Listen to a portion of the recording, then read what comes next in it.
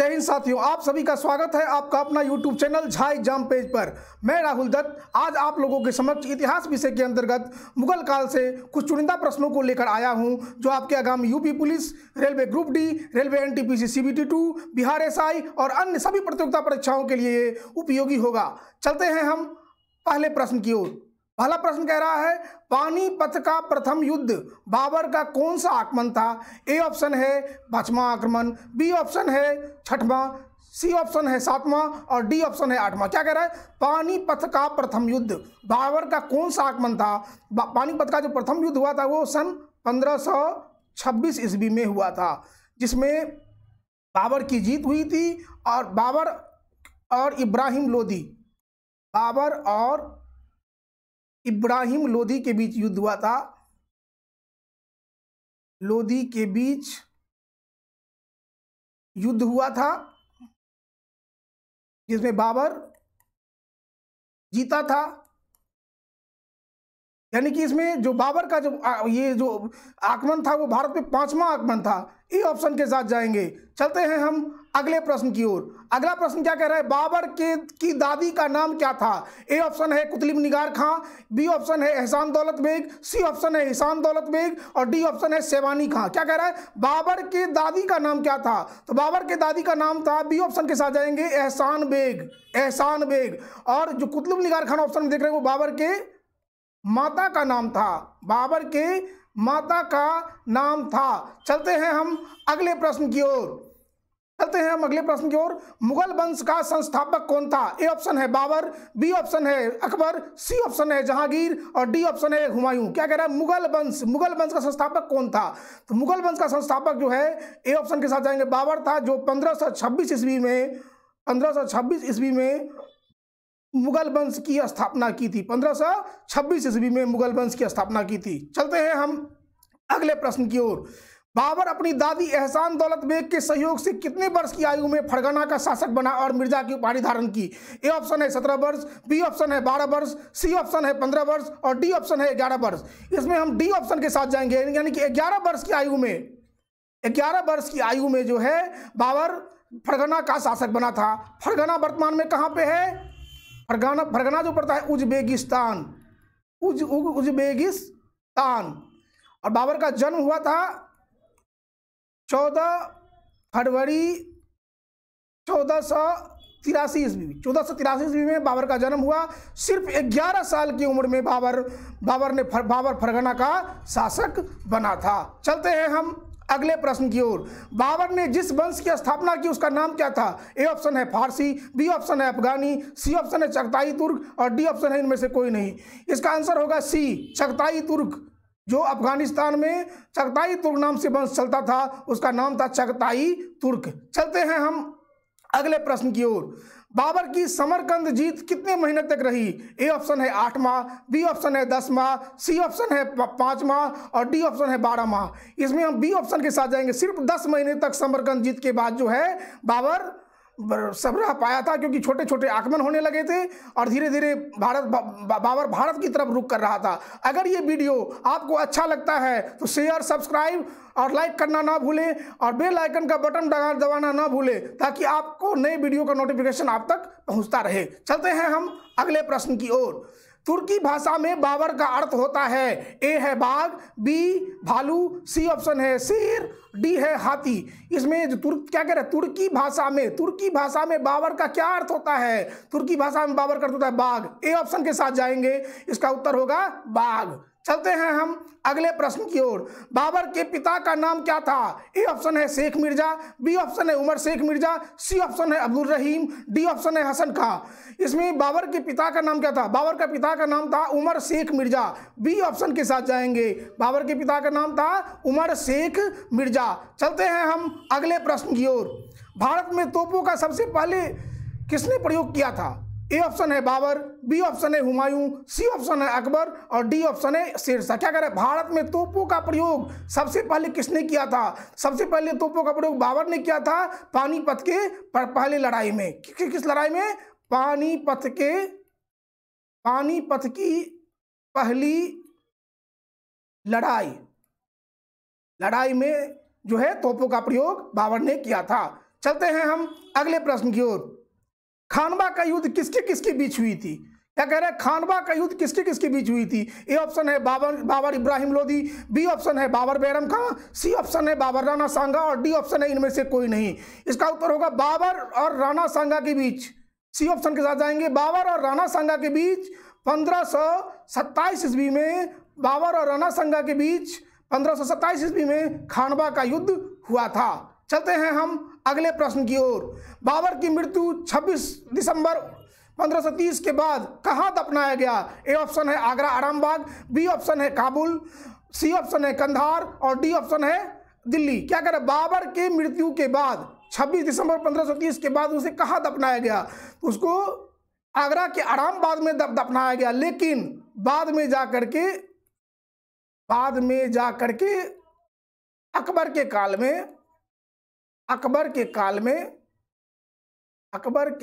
में काबुल में दफनाया गया। क्योंकि काबुल जो था वो बाबर का सबसे प्रिय क्षेत्रों में से प्रिय क्षेत्र था।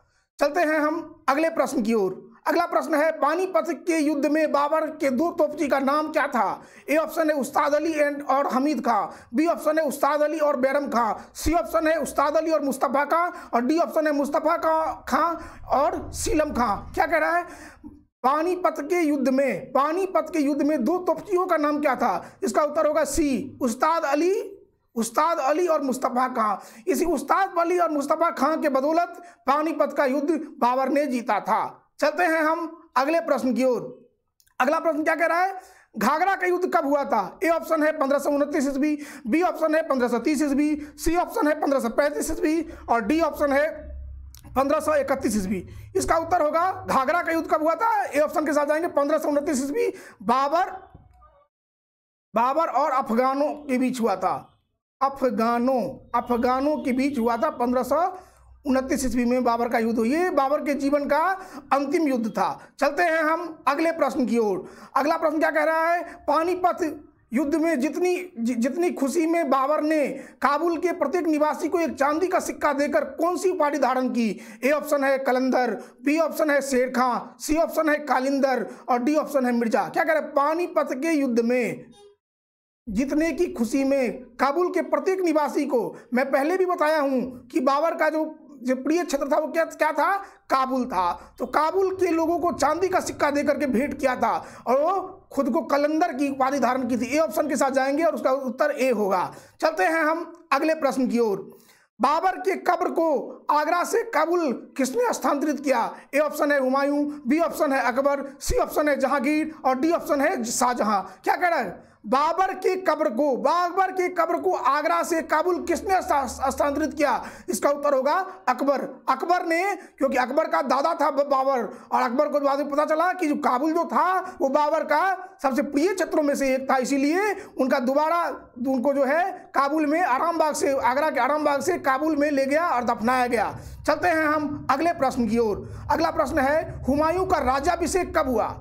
हुमायूं का राज्याभिषेक कब हुआ? ए ऑप्शन है 1525, बी ऑप्शन है 1530, सी ऑप्शन है 1535 और डी ऑप्शन है 1540। साथियों, बाबर की मृत्यु कब हुई थी? 1530 ईस्वी में, यानी कि 1530 ईस्वी में हुमायूं का राज्याभिषेक हुआ था। अगर ये वीडियो आपको जरा सा भी हेल्पफुल हो तो आप इस चैनल को शेयर, सब्सक्राइब और बेल आइकन का बटन दबाना ना भूलें, ताकि आपको हमारे नए वीडियो का नोटिफिकेशन आप तक पहुंचता रहे और आपके लिए लाभदायी हो। चलते हैं हम अगले प्रश्न की ओर। 1539 ईस्वी के चौसा युद्ध में हुमायूं को किसने पराजित किया? ए ऑप्शन है शेरशाह, बी ऑप्शन है राणा प्रताप, सी ऑप्शन है इस्लाम शाह और डी ऑप्शन है इनमें से कोई नहीं। क्या कह रहा है? 1539 ईस्वी के चौसा युद्ध में हुमायूं को किसने पराजित किया? तो 1539 ईस्वी के चौसा के युद्ध में हुमायूं को शेरशाह ने पराजित किया और ए ऑप्शन के साथ जाएंगे। शेरशाह ने हुमायूं को, जब हुमायूं बंगाल अभियान से जब लौट रहा था तो चुनार के किला के पास जो है शेरशाह के सेनाओं ने आक्रमण कर दिया और इससे क्या हुआ? हुमायूं की सेना में भगदड़ मच गई और हुमायूं गंगा की तरफ भागा। वहां पे एक शिहाबुद्दीन नाम का मलाह ने उसे बचाया और इसीलिए उसे एक दिन का बादशाह भी बनाया। कहा भी जाता है कि एक दिन का बादशाह किसे बनाया था? शिहाबुद्दीन, और उसने चमड़े का सिक्का चलवाया था। चलते हैं हम अगले प्रश्न की ओर। गुलबदन बेगम किस पुस्तक की रचना की? गुलबदन बेगम किस पुस्तक की रचना की? ए ऑप्शन है बाबरनामा, बी ऑप्शन है अकबरनामा, सी ऑप्शन है हुमायूंनामा और डी ऑप्शन है इनमें से कोई नहीं। क्या कह रहा है? गुलबदन बेगम। गुलबदन बेगम किसकी रचना की थी? हुमायूंनामा। हुमायूं की जीवनी, संपूर्ण जीवन के बारे में इसमें वर्णन किया गया है। गुलबदन बेगम कौन थी? गुलबदन बेगम हुमायूं की बहन थी। चलते हैं हम अगले प्रश्न की ओर। बाबर ने अपने जीवन काल में ही अपना उत्तराधिकारी बताया था। ए ऑप्शन है कामरान, बी ऑप्शन है हिंदाल, सी ऑप्शन है अस्करी और डी ऑप्शन है हुमायूं। बाबर ने अपने जीवन काल में किसे उत्तराधिकारी बनाया था? डी ऑप्शन के साथ जाएंगे। बाबर ने अपने जीवन काल में ही हुमायूं को अपना उत्तराधिकारी मान लिया था। चलते हैं हम अगले प्रश्न की ओर। हुमायूं के शासक बनने के बाद पहला अभियान कौन सा अभियान था? ए ऑप्शन है कालिंजर, बी ऑप्शन है चौसा, सी ऑप्शन है बिलग्राम और डी ऑप्शन है अफगान। हुमायूं के शासक बनने के बाद पहला अभियान, ये क्वेश्चन बार बार पूछा जाता है, इसमें क्या होगा? कालिंजर अभियान। ई ऑप्शन के साथ जाएंगे। कालिंजर अभियान के तहत जो है हुमायूं ने अपने शासक बनने के बाद पहला अभियान शुरू किया था। चलते हैं हम अगले प्रश्न की ओर। अगला प्रश्न कह रहा है मच्छीबाड़ा के युद्ध में हुमायूं ने अफगान सरदार हैबत खान और ततार खान को कब पराजित करके पंजाब जीत लिया? ए ऑप्शन है 1555, बी ऑप्शन है 1556, सी ऑप्शन है 1557 और डी ऑप्शन है 1558। 1555 ईस्वी में जो है 1555 ईस्वी में मच्छीबाड़ा के युद्ध में हुमायूं ने अफगान सरदार हैबत खान और ततार खान को पराजित किया था। चलते हैं हम अगले प्रश्न की ओर। हुमायूं के दरबार में मीर सैयद और अबुल समद क्या थे? ए ऑप्शन है चित्रकार, बी ऑप्शन है वास्तुकार, सी ऑप्शन है संगीतकार और डी ऑप्शन है गीतकार। क्या कह रहे हैं? हुमायूं के दरबार में मीर सैयद अली और अबुल समद क्या थे? चित्रकार थे। हुमायूं ने ही फर्स्ट टाइम पहली बार चित्रकला का कारखाना लगवाया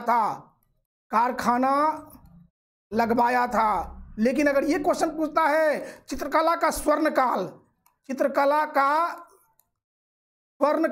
तो इसका उत्तर होगा जहांगीर काल में जो है चित्रकला चरमोत्कर्ष पर पहुंची थी। चलते हैं हम अगले प्रश्न की ओर। अगला प्रश्न है हुमायूं का मकबरा कहाँ है? ए ऑप्शन है दिल्ली, बी ऑप्शन है आगरा, सी ऑप्शन है काबुल और डी ऑप्शन है कंधार। क्या कह रहा है? हुमायूं का मकबरा कहाँ है? हुमायूं का मकबरा कहाँ पे है? दिल्ली में है। हुमायूं टॉम्ब के नाम से जाना जाता है। चलते हैं हम अगले प्रश्न की ओर। निर्वासन के दौरान हुमायूं कहाँ रहा? A option Kandahar, B option Pakistan, C option Nepal और डी ऑप्शन है काबुल। देखिए सबसे पहली बात है, जो बिलग्राम के युद्ध के बाद हुमायूं को देश छोड़ने पे मजबूर हो गया और हुमायूं काबुल चला गया। निर्वासन के दौरान हुमायूं कहाँ था? काबुल, यानी कि डी ऑप्शन के साथ जाएंगे। हुमायूं कहाँ चला गया था? काबुल चला गया था। चलते हैं हम अगले प्रश्न की ओर।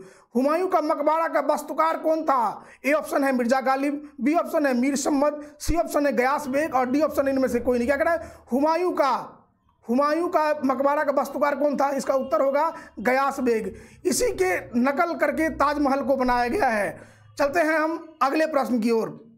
शेरशाह ने कौन सी उपाधि धारण की थी? ए ऑप्शन है हजरत आलम, बी ऑप्शन है हजरत आला, सी ऑप्शन है हजरत आला और बी ऑप्शन है हजरत खाला, डी ऑप्शन है इनमें से कोई नहीं। शेरशाह ने किसकी उपाधि धारण की थी? हजरत आला की उपाधि धारण की थी, यानी कि सी ऑप्शन के साथ जाएंगे।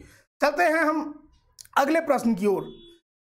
शेरशाह ने 1544 ईस्वी में किस अभियान के तहत कहा था कि मैंने एक मुट्ठी बाजरे के चक्कर में पूरा हिंदुस्तान खो दिया? ए ऑप्शन है मेवाड़, बी ऑप्शन है मारवाड़, सी ऑप्शन है दक्षिण भारत और ए ऑप्शन है Kalinjar. Mewar C option, A option. Mewar कहाँ पे है? राजस्थान में पड़ता है, जो मरुस्थलीय क्षेत्र है वहाँ पे उन्होंने अभियान किया। और कहा जाता है कि उन्होंने कहा था कि एक मुट्ठी बाजरे के चक्कर में मैंने पूरा हिंदुस्तान खो दिया। चलते हैं हम अगले प्रश्न की ओर। हुमायूं का पथ प्रदर्शक और पूर्वगामी शासक किसे कहा जाता है? A option Humayun, B option Babur, A option, C option Jahangir और डी ऑप्शन शेरशाह सूरी। क्या कह रहा है? हुमायूं का पथ प्रदर्शक और पूर्वगामी शासक किसको कहा जाता है? डी ऑप्शन के साथ जाएंगे, शेरशाह सूरी को कहा जाता है। चलते हैं हम अगले प्रश्न की ओर। शेरशाह की मृत्यु कालिंजर अभियान में अपने ही छोड़े गए तोप के गोला से कब हुआ था? ए ऑप्शन है 1545, बी ऑप्शन है बी ऑप्शन है 1546, सी ऑप्शन है 1547 और डी ऑप्शन है 1548। क्या कह रहा है? शेरशाह की मृत्यु कलिंजर अभियान के तहत अपने छोड़े गए तोप के गोला से कब हुआ था? ये हुआ था 1545 ईस्वी में। एक नृतांगना के चक्कर में युद्ध के लिए अभियान कर रहा था, उसी टाइम में तोप फट गया और शेरशाह की मृत्यु हो गई 1545 ईस्वी में। चलते हैं हम अगले प्रश्न की ओर। अगला प्रश्न है बिलग्राम का युद्ध कब हुआ था, जिसमें शेरशाह ने हुमायूं को भारत छोड़ने पर विवश कर दिया? ए ऑप्शन है 1540, बी ऑप्शन है 1542, सी ऑप्शन है 1540 और डी ऑप्शन है 1543। यानी कि क्या कह रहा है? बिलग्राम के युद्ध में कब हुआ था? बिलग्राम का युद्ध साथियों 1540 ईस्वी में हुआ था। सी ऑप्शन के साथ जाएंगे। 1540 ईस्वी में शेरशाह और हुमायूं के बीच बिलग्राम का युद्ध हुआ था, जिसमें हुमायूं की हार हुई थी और शेरशाह विजयी हुआ और शेरशाह गद्दी पे बैठा था। चलते हैं हम अगले प्रश्न की ओर। शेरशाह ने दिल्ली में किला-ए-कुना नामक मस्जिद का निर्माण कराया, जिसे आज किस नाम से जाना जाता है? ए ऑप्शन है जाल किला, बी ऑप्शन है जमा मस्जिद, सी ऑप्शन है कुतुब मीनार और डी ऑप्शन है पुरानी किला। क्या कह रहा है? शेरशाह ने किला-ए-कुना मस्जिद कहाँ निर्माण करवाया था? दिल्ली। जो पुरानी किला जो है वो शेरशाह के द्वारा ही बनाया गया था, वहीं पे किला-ए-कुना नाम का मस्जिद का निर्माण करवाया था। चलते हैं हम अगले प्रश्न की ओर। अकबर की प्रथम पत्नी रुकैया किसकी पुत्री थी? ए ऑप्शन है कमरान, बी ऑप्शन है हिंदाल, सी ऑप्शन है अस्करी और डी ऑप्शन है इनमें से कोई नहीं।